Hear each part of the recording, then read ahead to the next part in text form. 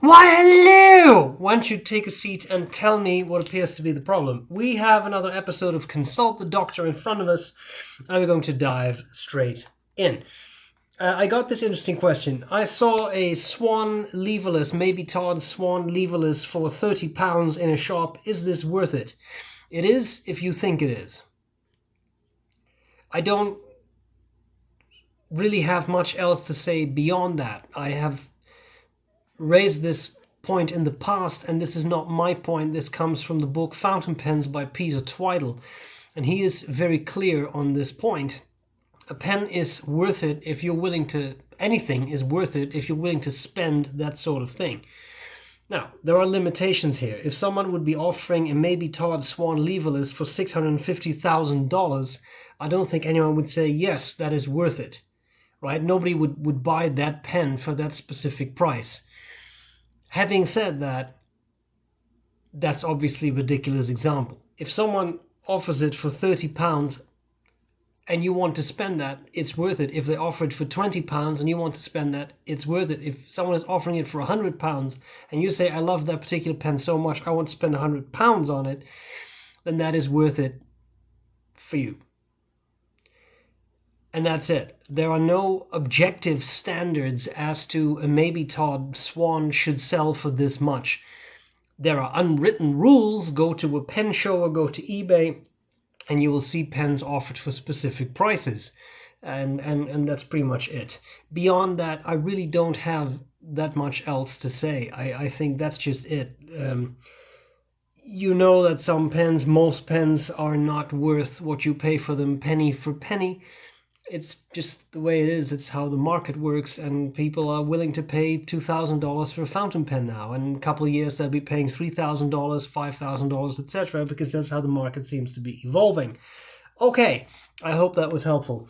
The next question, I will admit, puzzled me a little bit, and I really had to give it some thought. But are there any nibs you don't recommend grinding?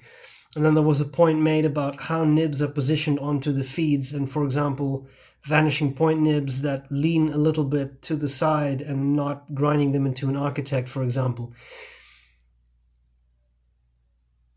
I'm not sure I fully understand the point. The idea of a fountain pen is that nibs do not lean towards a certain side, but that you have a feed that comes straight out of the pen section and that a nib lies straight on top of that. They should not be misaligned, and it should not be the case that you have a section and then the feed is at an angle to that section. That's not how a functional pen works. So I'm not sure if I fully understood the point.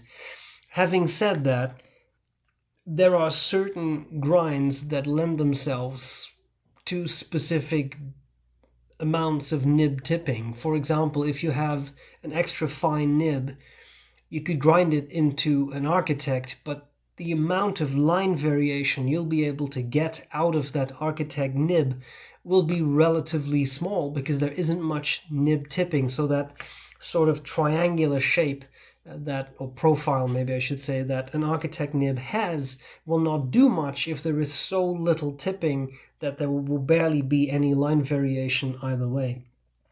So I would say that is certainly an issue. Beyond that, I really feel that I am well out of my depth here because I am certainly not an expert at anything. But having said that, I'm definitely not an expert on nibs. And the way they can be ground. So what I would really do if you have these kinds of concerns, which could be very valid concerns, is talk to a nibmeister, talk to someone who does actually know what they're talking about as to nib geometries, etc. There are many nibmeisters out there, and I have a video called on nibmeisters if you need inspiration as to whom to contact. They will be able to tell you, okay, with this nib, this is what I can do, and this is what I cannot do. Or you could do this, but you should expect this and that. I remember at some point, I was at the DC Pen Show with Eric, and I'm pretty sure that Eric took a sailor pen. I think it was Eric took a sailor pen to Mike Masayama and said something about the feedback, and Mike Masayama said, yeah, but it's a sailor pen, they have feedback, like that's what they're like. I can make it smoother, but this is what they're like. That's the point of the sailor nibs. That's how they make them.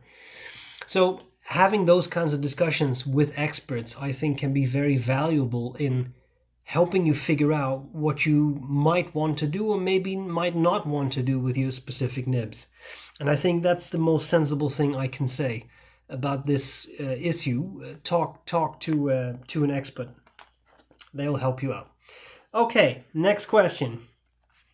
This was asked on a Mont Blanc 146 video, and it pretty much read, part of the cap near the clip has darkened. How do I clean it? And I initially didn't understand because I thought, what would discolor on precious resin? But then I realized this was actually a comment on the Mont Blanc 146 solitaire. And the solitaire is in the case that the one I reviewed, is a sterling silver pen. Now, sterling silver, then of course the question made a lot of sense to me. Sterling silver patinas, that is true. And I think I only have 2 pens. No, actually I have the... Anyway, it doesn't matter. I don't have that many pens that are made entirely of silver. I only have my Yardelet, and that's not really patinaed right now. What I did find is that I had a look at my Conway Stewart. Sorry for the noise. I'm just trying to grab this device.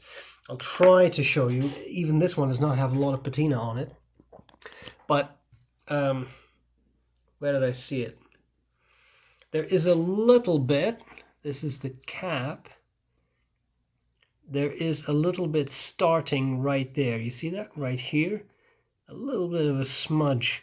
And over time, silver can get darker and it will lose its gloss.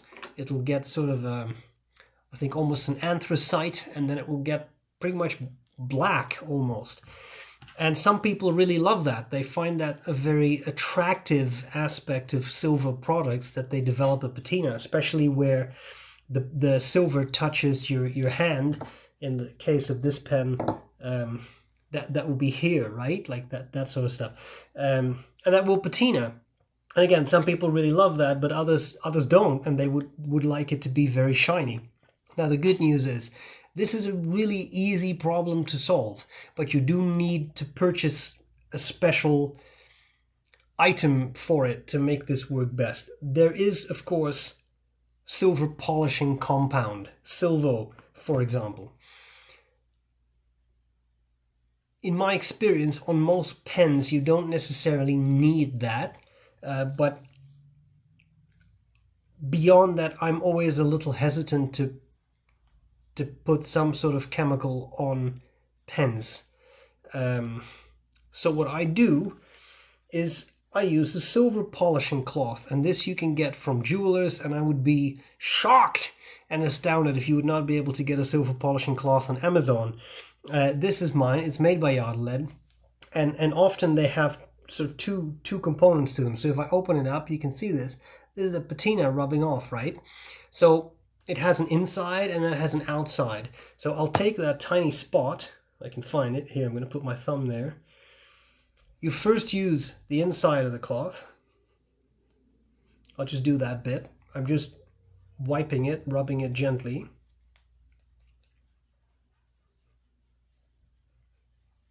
Sorry, this takes a bit of time. I'm trying to do this whole area so you can kind of see the difference. Obviously, if you have a larger pen, this takes a while. Once you're done with that inside part of the cloth, you'll see that your pen is a lot shinier. Where's that? I put that away. I should not have put this away. Give me 1 second. I'll clip that back on. Try to show you the pen again.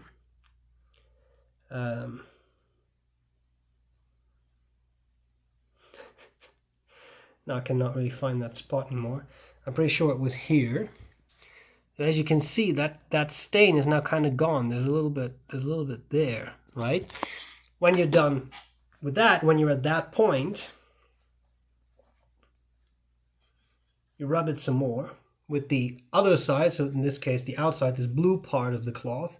I just like to do small circular motions. This is a silver overlay, so it's a little easier because there's bits of pen sticking out. It's a little easier if you have a solid silver pen like the solitaire, because then you can just wipe the whole thing. In those cases, I just put the whole thing in the cloth and I just rub the whole thing around, right? Okay, now Ah, yes, there you are. Okay, now I'll clip that thing back on. Keep losing it. And now, as you can see, this is really shiny, right? It's shiny because I've really polished it. It's that simple. These cloths, I'm sure they wear out at some point, but they last a very long time. I've had this since my first yard lead, which I bought in London in 2011. So I've had this for 11 years, and it's still going strong, still works. So that, in my mind, is a simpler solution and a wonderful solution because it doesn't require you rubbing any chemicals on your pen or using really abrasive stuff. It's just silver polishing cloth, and that works really nicely. So I hope that helps. That should resolve your issue. Okay, the final question was an interesting and slightly philosophical one. What is something that you have learned about fountain pens that you wish you had learned earlier? And the person who asked the question went on to say, I, for example, have learned to appreciate converters and cartridges more over the years. So have I. And I think, excuse me, I think there are a couple of things that I wish I would have known sooner. I'll start with the cartridges and converters because that was already mentioned. I certainly wish I would have understood the value of a cartridge converter filled pen. I think especially when you start out, you can get the impression from people in the pen world that unless your pen has a piston filling system, it's not really a fountain pen. It's not really a good fountain pen. And although pistons are fun and all the other filling systems are fun, I will say cleaning a cartridge converter filled pen is so much easier than cleaning a lot of piston filled pens. Remember, not every piston filled pen can easily be disassembled. So I should say can be disassembled easily. It's not always a possibility. Sometimes you need special tools that you have to purchase. Sometimes those are not readily available.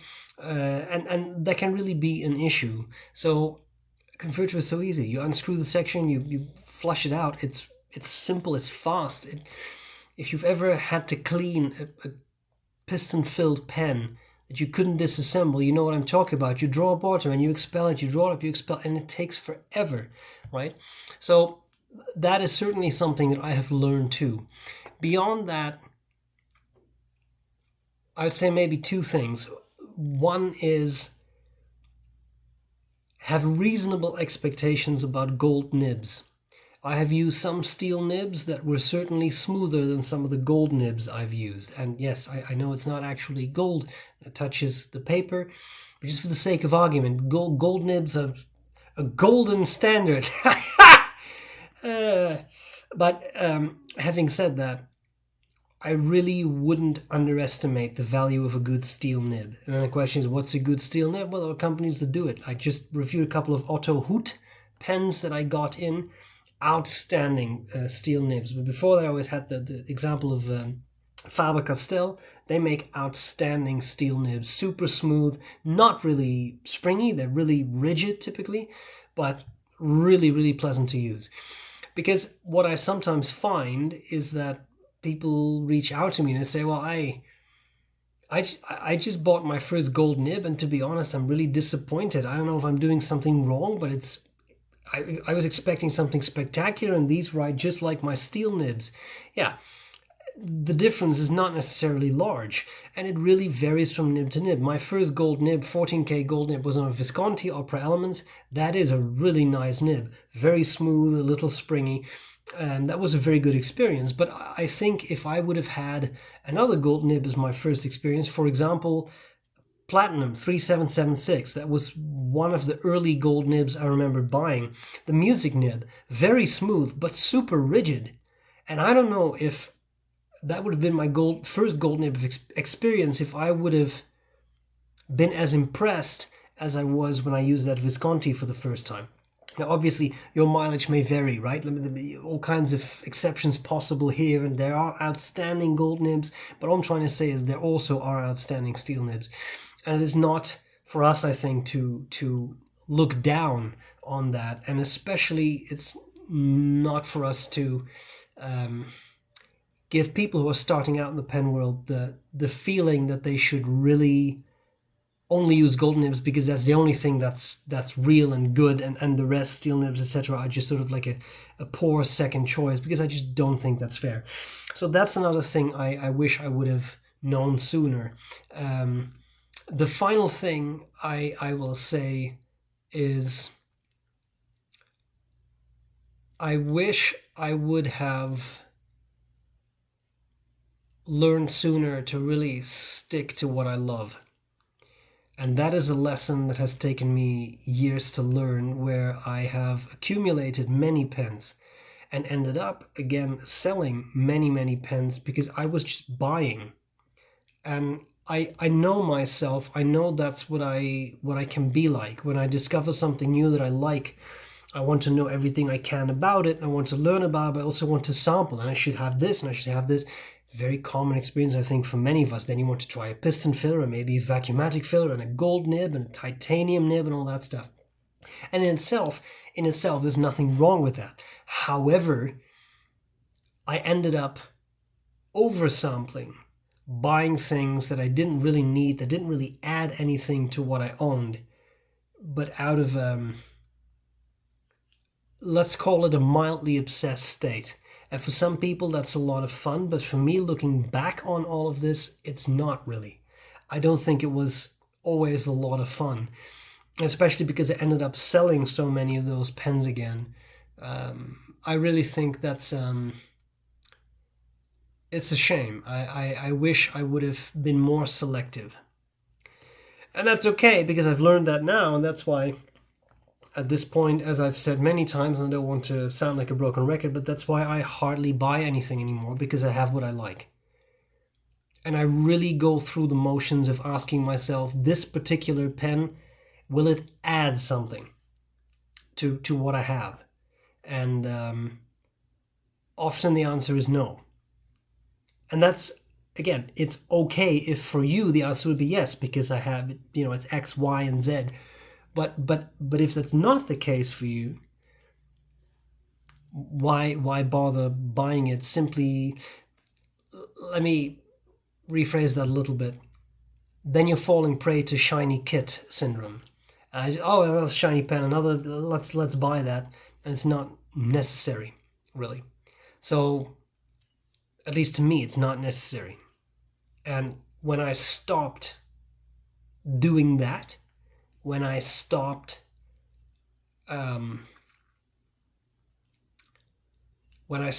just blindly buying things because they were shiny and look new, and I really started to critically think about, but is it something I need?